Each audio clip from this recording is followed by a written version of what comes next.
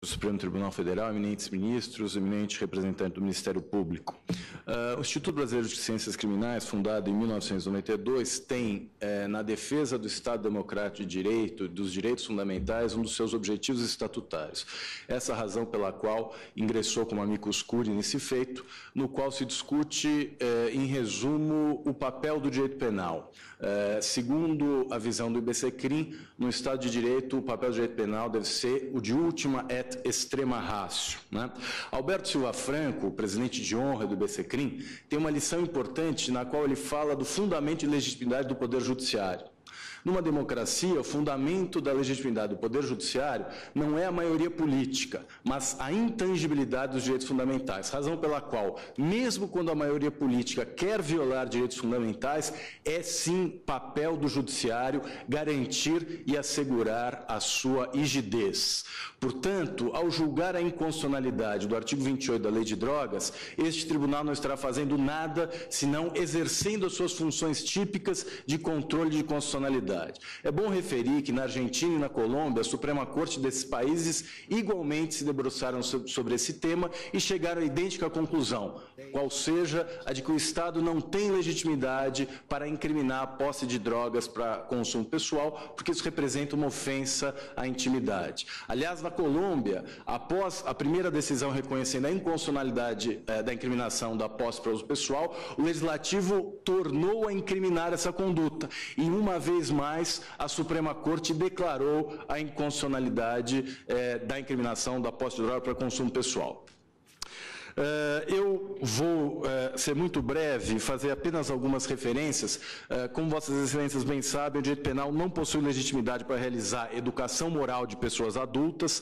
Tratar adultos como crianças representa um paternalismo penal absolutamente inadmissível e desvios do padrão hegemônico de comportamento que não afetam terceiros não podem ser erigidos à categoria de bem jurídico digno da tutela penal. O professor Nilo Batista tem uma conhecida lição na qual ele diz que o Estado não pode incriminar condutas que não excedam o âmbito do próprio autor. É exatamente o caso da posse de drogas para consumo pessoal. A despeito de todo o malabarismo, daquilo que eu chamo de salto triplo carpado hermenêutico, não é, para tentar considerar uma conduta que atinge a saúde individual como o consumo individual e transformar isso em lesão à saúde pública, me parece que a própria lei de drogas tem a resposta. No artigo 33, parágrafo 3º, incrimina-se o consumo compartilhado. Portanto, aquele que porta não pode ser incriminado, mas aquele que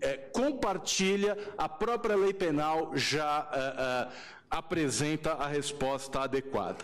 É importante dizer também que deixar de incriminar não afetará o consumo, não é?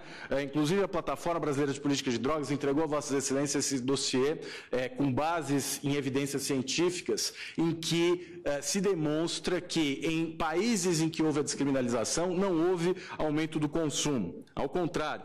E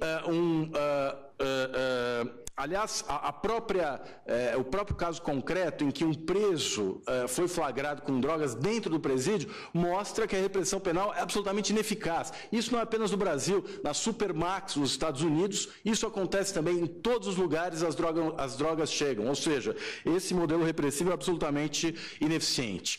Como foi mencionado pelo ilustre defensor público de São Paulo, o tabaco é o melhor exemplo de uma política de drogas não criminal bem-sucedida.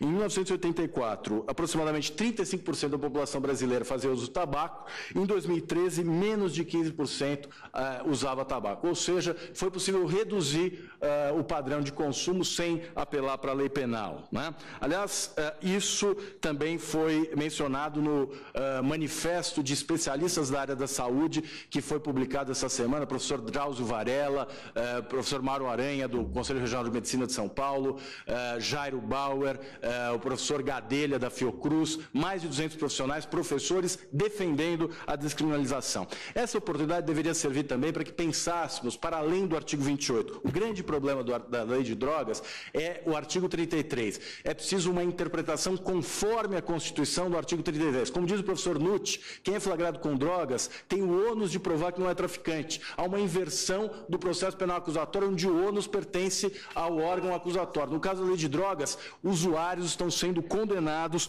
como traficantes, o que viola a ideia de direito penal da culpa, nullum crimen, nulla pena sine culpa.